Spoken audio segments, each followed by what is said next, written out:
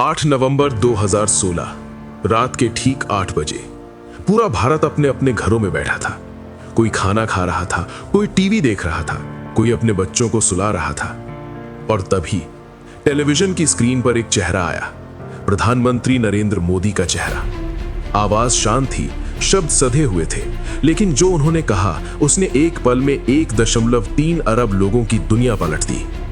आज रात 12 बजे के बाद से 500 और 1000 रुपए के नोट कानूनी मान्यता खो देंगे।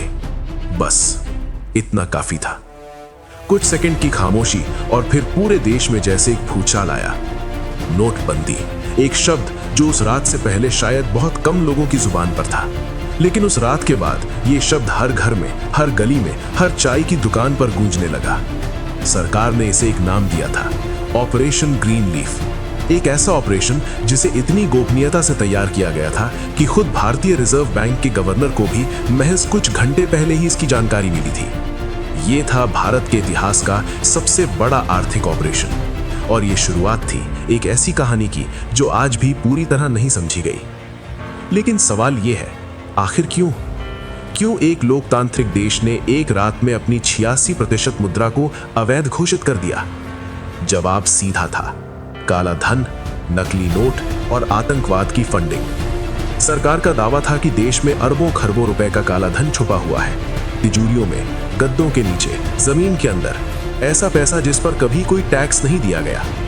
पाकिस्तान से आने वाले जाली नोटों ने देश की अर्थव्यवस्था को अंदर से खोखला करना शुरू कर दिया था। 500 और 1000 के नोट इतने परफेक्ट थे कि बैंक की मशीनें भी उन्हें असली नकली में फर्क नहीं कर पाती थी।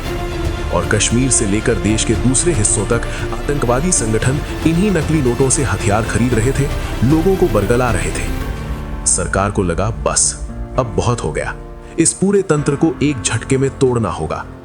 और तब शुरू हुई ऑपरेशन ग्रीन लीफ की योजना। ये कोई अचानक लिया गया फैसला नहीं था।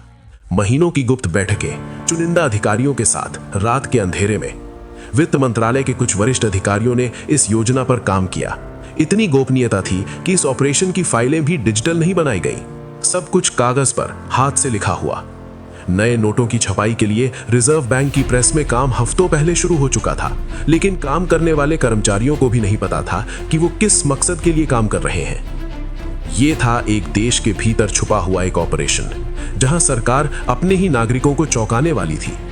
8 नवंबर की शाम जब मोदी जी का भाषण प्रसारित हुआ, उसी वक्त देश के हर एटीएम को बंद किए जाने का आदेश दिया जा रहा था। बैंकों के कर्मचारियों को फोन आए, कल से अलर्ट पर रहो। पुलिस को सतर्क किया गया और सीमाओं पर अर्धसैनिक बलों की तैनाती बढ़ा दी गई, क्योंकि सरकार को पता था अगली सुबह क्या होने वाली है। 9 नवंबर 2016 सुबह का उजाला और पूरे भारत में एक असाधारण दृश्य। बैंकों के बाहर लंबी लंबी कतारें, ऐसी कतारें जो पहले कभी नहीं देखी गई थी।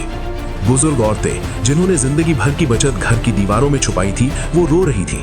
किसान जिनके पास कल तक हजारों रुपए थे, वो आज कंगाल जैसे खड़े थे। मजदूर जो रोज कमाते और रोज खाते थे, उनके हाथ में नोट थे, पर दुकानदार लेने से मना कर रहे थे। शादियां अटकी, अस्पतालों में इलाज रुका और देश की गलियों में अचानक एक अजीब सी खामोशी पसर गई। जो लोग इतिहास की किताबों में नहीं आते, वो थे असली किरदार इस कहानी के। उत्तर प्रदेश के एक गांव में एक किसान ने अपनी बेटी की शादी के लिए 5 लाख रुपए जोड़े थे, सब कुछ पुराने नोटों में। वो रात भर जागता रहा, समझ नहीं आया कि क्या करे। मुंबई के एक रिक्शा चालक ने कहा, साहब मेरे पास कल तक 800 रुपए थे, आज वो कागज के टुकड़े बन गए। और दिल्ली के एक अस्पताल में एक मरीज इसलिए इलाज नहीं करवा सका क्योंकि उसके पास सिर्फ 500 के पुराने नोट थे और अस्पताल ने लेने से मना कर दिया। सरकारी आंकड़ों के मुताबिक नोटबंदी से जुड़े कारणों से 100 से ज्यादा लोगों की मौत हुई। हालांकि असली संख्या इससे कहीं ज्यादा हो सकती है।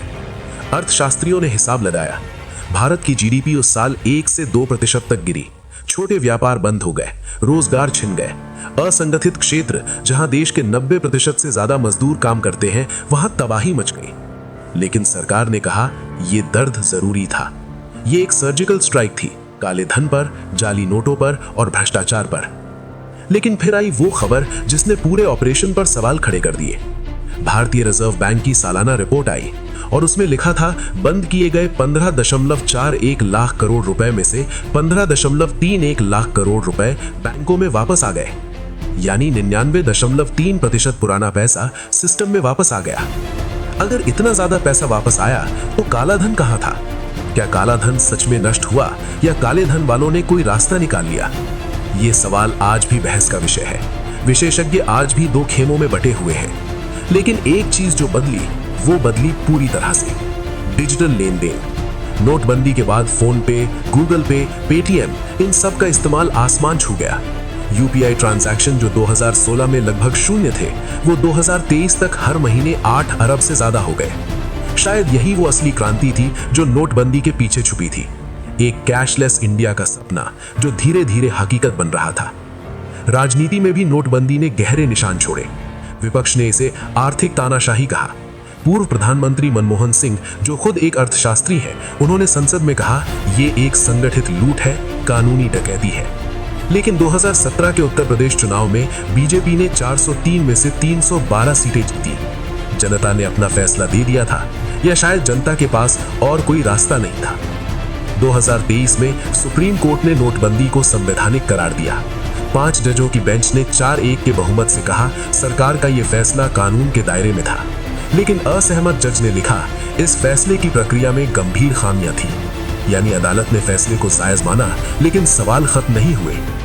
आज लगभग 10 साल बाद जब हम पीछे मुड़कर देखते हैं, नोटबंदी एक ऐसी घटना है जिसे एक शब्द में परिभाषित नहीं किया जा सकता। ये एक साहसी फैसला था या एक ऐतिहासिक भूल? ये एक आर्थिक क्रांति थी या जनता के साथ एक बड़ा धोखा? इतिहासकार अभी भी लिख रहे हैं, अर्थशास्त्री अभी भी बहस कर रहे हैं, और आम आदमी वो अभी भी याद करता है वो रातें जब उसके हाथ में पैसा था पर खरीदने के लिए कुछ नहीं था। ऑपरेशन ग्रीन लीफ एक पत्ता था जो देश की आर्थिक किताब से काटा गया, लेकिन उस पत्ते के गिरने की आवाज आज भी गूंज रही है।